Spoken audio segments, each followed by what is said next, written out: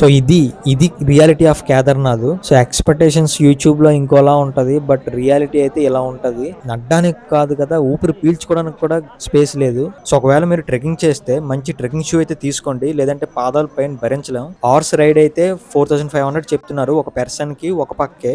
Bargain చేస్తే 3500 to 4000 దగ్గర వెళ్ళొచ్చు. హెలికాప్టర్ అయితే 6000. ఓపిక ఉంటే ట్రెక్కింగ్ చేసుకోవడం బెటర్ అని నా ఒపీనియన్. ఎందుకంటే హార్స్ రైడ్ కి హెలికాప్టర్ కి జస్ట్ 1500 కాస్ట్ డిఫరెన్స్. సో ఇక్కడ మోసుకుని వెళ్తున్నారు కదా, వీళ్ళకైతే నిజంగా హ్యాట్స్ ఆఫ్. ఎందుకంటే సో వాళ్ళైతే చాలా కష్టపడి పైకి అయితే తీసుకెళ్తున్నారు. తినే ఐటమ్స్ అన్ని కూడా వాళ్ళైతే చాలా కష్టపడుతున్నారు. నిజంగా వాళ్ళకి హ్యాట్స్ ఆఫ్.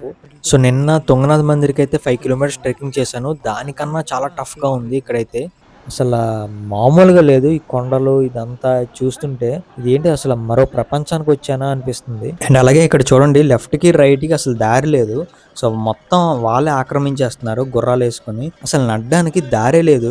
సో ఇక్కడ కూడా కొంచెం కేర్ఫుల్ గా అయితే ఉండండి రైనీ సీజన్ లో వచ్చే వాళ్ళైతే. సో కేదార్నాథ్ మాత్రం మీకు చెప్తున్నాను, మే జూన్ లో మాత్రమే రండి. జూలై ఆగస్ట్ లో మాత్రం వస్తే చాలా కష్టం. రైనీ సీజన్ లో మాత్రం చాలా ఇబ్బంది అయిపోతుంది.